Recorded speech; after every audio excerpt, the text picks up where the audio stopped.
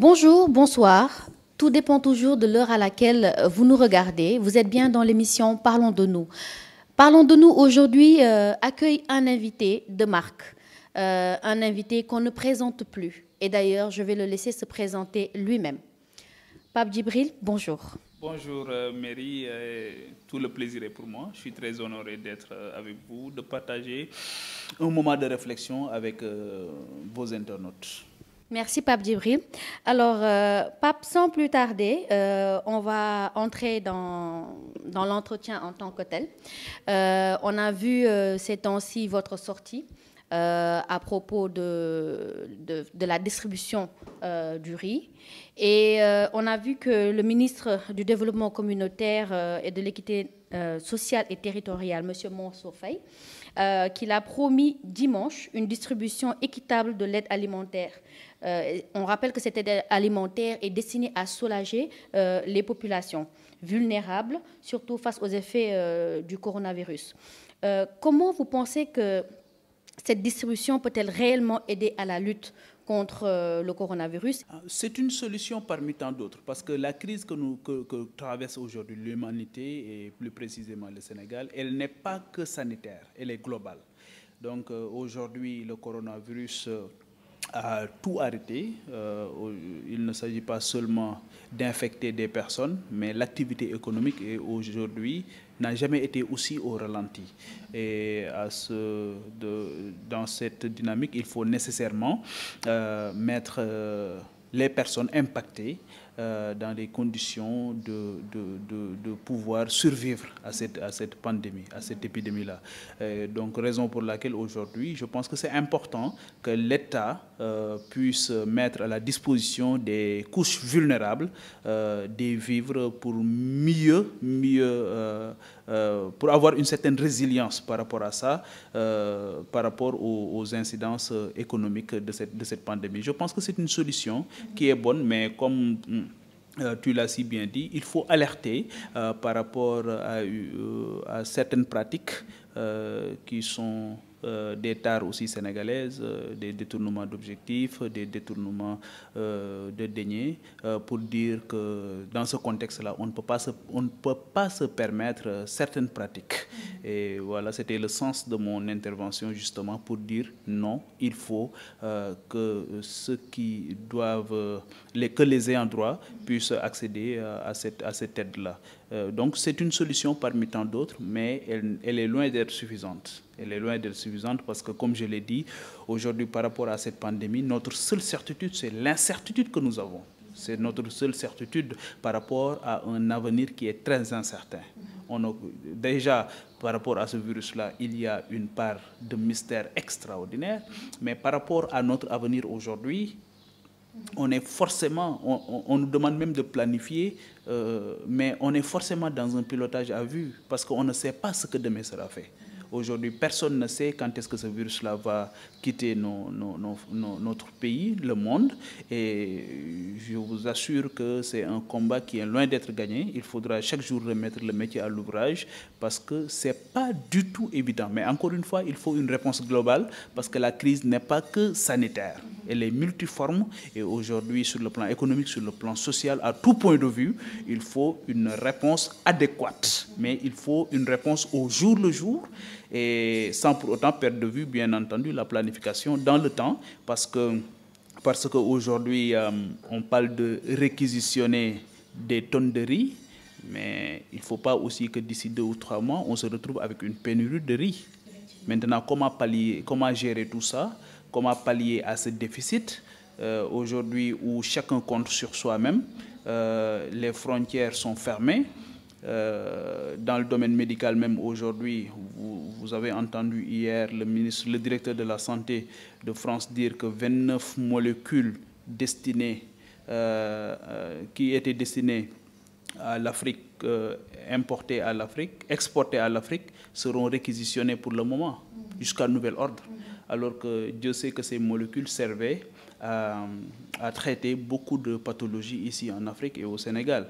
Donc qu'est-ce qu'il faut faire par rapport à ça? Et c'est là où on interpelle toutes l'intelligence de nos dirigeants, toute la diplomatie de nos dirigeants, mais c'est là où le corona aussi nous interpelle par rapport à cette nécessité impérieuse d'être indépendant. Voilà. Ok, en parlant de riz, vous faites bien d'en parler. On parle beaucoup du riz importé, mais on sait que voilà, nous aussi, on a un riz local qui est le Tchéboualo. Alors, au lieu de parler de riz importé, pourquoi, à votre avis, nous, on ne peut pas utiliser notre propre riz, d'autant plus que certains qui ont eu à le manger savent que c'est de la qualité quand même? Oui, c'est des choix en fait. C'est-à-dire qu'aujourd'hui, comme je le disais, le corona nous ramène à la dure réalité des choses. Et je disais qu'il fallait se méfier de la politique du chiffre. La réalité, elle est dure aujourd'hui et on la découvre avec beaucoup d'amertume. C'est que le Sénégal n'est pas autosuffisant en riz. C'est ça la triste réalité. Et qu'aujourd'hui, on est obligé encore de faire ce que nous savons faire les pays africains, surtout les pays francophones, d'Afrique francophone, c'est d'importer tout simplement. Aujourd'hui aussi, on est encore dans ça. Le riz de la vallée est loin. Je pense qu'aujourd'hui, on n'a pas mis les moyens nécessaires pour permettre à cette partie du Sénégal d'autonomiser le Sénégal dans ce sens-là. Je pense qu'on a encore du chemin à faire. Il faudra beaucoup plus travailler, diversifier et faire du sérieux. Quand vous visitez un pays comme le Maroc, vous avez une idée de ce que l'agriculture doit être. Je pense qu'on a encore du chemin dans ce sens-là. D'accord.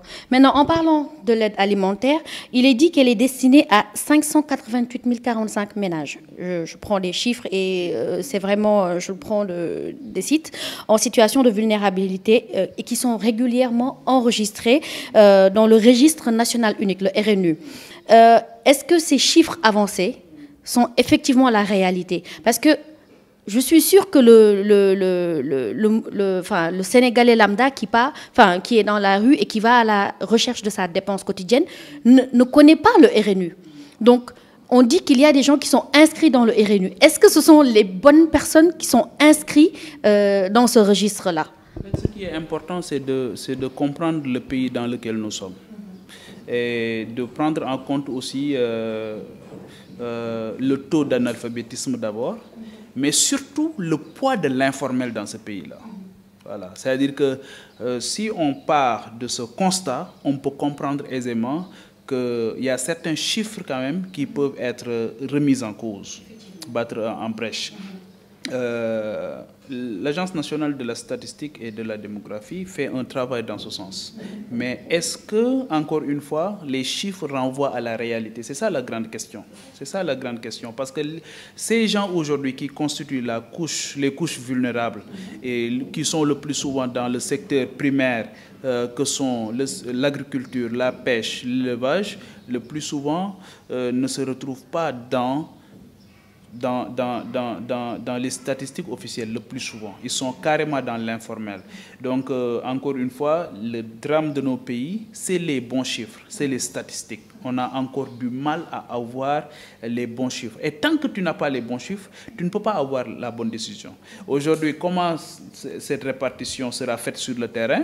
Mais vous l'avez vu, on s'appuie sur les Badianougor, on s'appuie sur les chefs de quartier.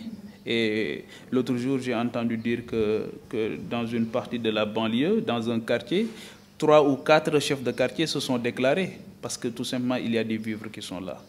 Donc, bonjour les dégâts. Je pense qu'il y aura beaucoup de difficultés et ces difficultés ne sont que l'aboutissement d'un long processus. D'un long processus. Et là, l'attend. Exactement, où ceux qui devaient bosser ne l'ont pas fait. Vous prenez une commune, par exemple, partout au Sénégal, vous demandez au maire, vous avez combien de personnes en situation d'handicap? Ils ne te le diront pas. Combien de femmes actives? Ils sont dans l'incapacité de le dire. Combien de jeunes en âge de travail et qui ne travaillent pas? Voilà, c'est-à-dire qu'on a du mal à travailler sur les chiffres. Et tant qu'on ne le fait pas, ce sera difficile pour les autorités de prendre les bonnes décisions. Et malheureusement, je ne suis pas certain que cela puisse être le cas aujourd'hui parce que malheureusement, il y a des choses qu'on ne décrète pas. C'est des exercices de longue haleine. Voilà, donc c'est même le combat de génération. C'est des combats de génération pour pouvoir résoudre certaines problématiques, résoudre certaines tares. Et il y en a qu'on traîne jusque-là. En parlant justement de cette redistribution, on nous dit que Kaffrine, Kolda, Fatick ont commencé à recevoir. Et il y a déjà une polémique aussi avec une vidéo qui est diffusée sur WhatsApp à Touba, fake news ou pas. En tout cas, c'est quelque chose qui est sur Internet. On parle d'une redistribution, je vais y arriver, ou d'une maldistribution des denrées alimentaires. 1 demi-litre d'huile, 15 morceaux de sucre. Bon, est-ce que ce n'est pas aussi quelque chose qui a été pas enjolivé, mais vraiment agrandi dans sa chose? Mais la véritable question, c'est aujourd'hui, pensez-vous en fait de cette redistribution et déjà des problèmes qui sont en train de naître à partir de ça? Je le dis avec beaucoup de tristesse, mais je ne suis pas surpris. Et je ne serai pas du tout aussi surpris de voir des polémiques de part et d'autre, parce que on nous a habitués à certaines pratiques non orthodoxes, des gens qui pensent qu'ils doivent s'accaparer ce qui doit revenir à la collectivité, à la communauté. On en a tellement vu, des gens s'enrichir sur le dos des Sénégalais, on a tellement vu des gens prendre ce que devrait recevoir le plus grand nombre. Donc c'est des pratiques voilà, qui sont presque devenues des habitudes sénégalaises ou bien sénégalo-sénégalaises. Donc je ne suis pas surpris, mais encore une fois, s'il est encore temps d'alerter, nous alertons les autorités d'être beaucoup plus regardants parce qu'on traverse une crise sanitaire et je souhaite que cela ne débouche pas sur une crise alimentaire. On va quitter le débat du riz et de l'aide alimentaire pour aller plutôt sur le prix des masques. On sait que les masques ont connu une grande flambée depuis. Et j'aimerais avoir votre avis sur la question du marché autour des masques, d'autant plus que maintenant, il est devenu obligatoire. D'abord, je dois dire qu'on n'a pas été encore prévenant, et gouverner, c'est prévoir. Qui n'a pas vu venir cette décision de port obligatoire des masques? C'est-à-dire que la chance que nous avons par rapport à cette pandémie, c'est qu'elle n'a pas débuté en Afrique. On a vu venir ce qui s'est passé en Chine. La France a connu le problème des masques, mais nous, l'obligation que nous avions, c'était d'anticiper par rapport à cette problématique.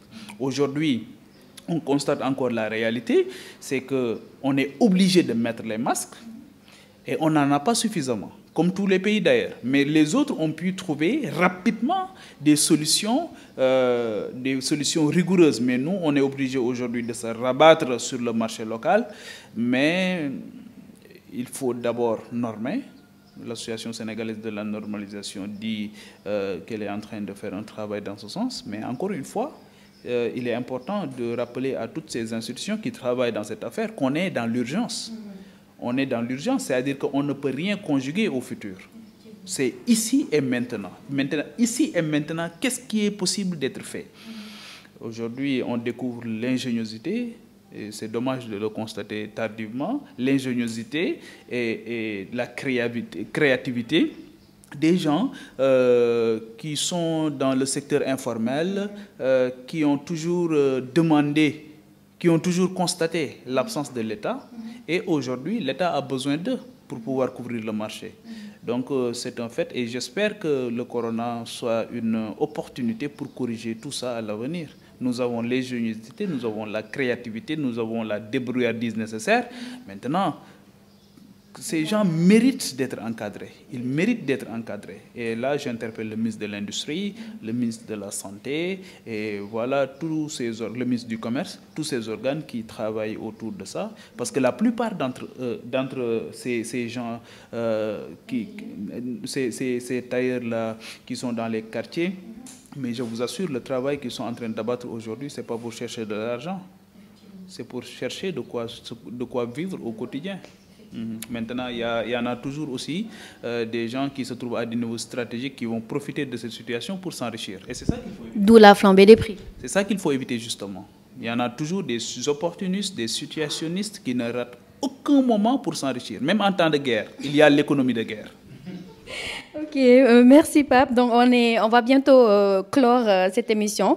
Mais j'ai quand même une avant-dernière question. On fait beaucoup d'alertes.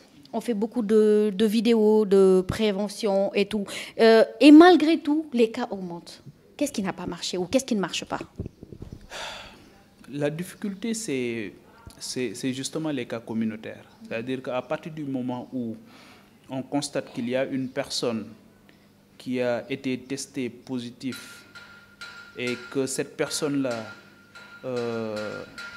ne sait pas où est-ce qu'elle a contracté la maladie, où est-ce qu'elle a chopé le virus, là, ça devient très problématique. Et malheureusement, c'est la situation dans laquelle on se trouve aujourd'hui. Et maintenant, on ne parle pas de confinement. Chez nous, on parle de couvre-feu. Partout ailleurs, quand les gens ont eu ces cas, c'était le confinement partiel ou strict. Nous, on est dans le couvre-feu. Est-ce que le couvre-feu est pertinent ou pas? Ce que je demande aussi, et là aussi c'est important que l'autorité communique par rapport à ça, c'est les effets des mesures qui ont été prises. Si on prend un couvre-feu sur un mois, mais au sortir de ce mois, on doit dire voilà les effets. Ce qui a marché, ce qui n'a pas marché. Les effets qui ont été escomptés, ceux qui ont été atteints. Et on essaie de mesurer l'écart. Et pour mieux aviser les populations par rapport à la conduite à tenir. Nous, on n'est pas dans le confinement, on est dans le couvre-feu, un couvre-feu de 20h à 6h du matin. Voilà, est-ce que ça peut arrêter la chaîne de contamination? C'est une grande question. Quel est le traitement aujourd'hui qui est réservé à ces foyers de tension? Dakar reste la première agglomération du Sénégal. 0,3% du territoire national où on retrouve 25% de la population sénégalaise. Vous voyez bien que c'est très problématique. Et aujourd'hui, Dakar reste quand même l'épicentre de cette maladie. Dakar reste l'épicentre de cette maladie, où il y a une forte densité, où les gens bougent énormément, où il y a une interaction extraordinaire. Donc, quel est le traitement aujourd'hui qui doit réserver à Dakar? Est-ce que les gens doivent continuer de se rendre librement dans les coins qui sont fortement impactés? Si par exemple Parcelles Assainies aujourd'hui est impacté, si Almadies est impacté, est-ce que entrer et sortir des Almadies doit rester une chose simple? Donc vous préconisez peut-être une mise en quarantaine des lieux? Je pense que ce serait bien d'aller vers des cordons sanitaires. Dernière question. Alors, on a noté que depuis le couvre-feu, on entend moins parler des accidents de la route. Donc, le taux de mortalité, est-ce qu'il a baissé ou est-ce qu'il n'a pas baissé? Est-ce que c'est à cause du coronavirus? On a voulu, en fait, vous poser la question. Oui, en fait, ce qui est évident, c'est qu'il n'y a que les services,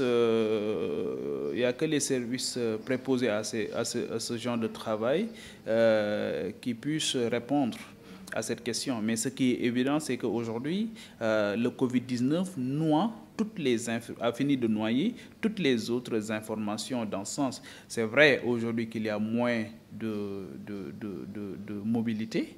Les gens sont chez eux et je pense qu'aussi le corona a fini de discipliner un certain nombre de personnes parce que tout simplement on s'était habitué à certaines pratiques qui sont d'une autre époque et que malheureusement le coronavirus vient nous rappeler des choses qui sont très élémentaires et ça c'est la bonne conduite.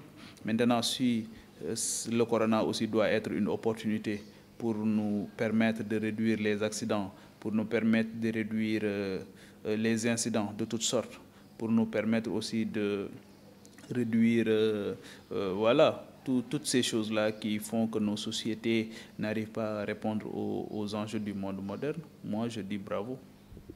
Bravo, c'était le dernier mot de l'émission. Donc, bravo à vous, Pape Djibril, et merci en tout cas d'avoir répondu à notre invitation. J'espère que vous avez apprécié l'entretien. Pape Djibril, un dernier mot peut-être en Wolof pour peut-être aussi les followers qui nous suivent. Juste un dernier mot en Wolof pour leur expliquer en fait tout ce débat qu'on a eu ici.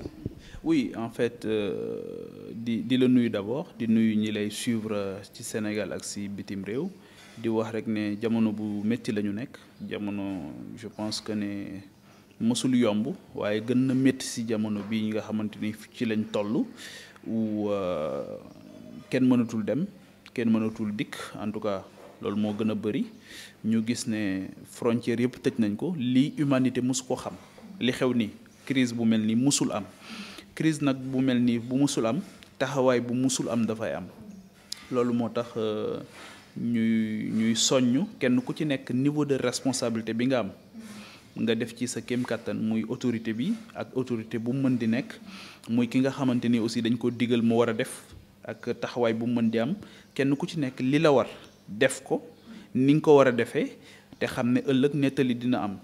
C'est ça su ma ne nettali mooy reddition des comptes dina am dinañ saytu kenn ku ci nekk liñ la dénkoon ni nga ko defee woon et je pense que ne li jot a xew nii muy juróom benn nit yoo xamante ni ñàkk nañ seen bakkan ci Covid 19 bi ci Sénégal bu mu néew képp ku ko néewal rek mooy bokkoo ak ñoom waaye ñi bokk ak Pape Diouf affaire bi rëy na ci ñoom trop ñamu doon dimbali ñamu yoroon ñamu nangamoon waaye nag ku bokkul ak ñoom mooy li ma doon wax rek ne.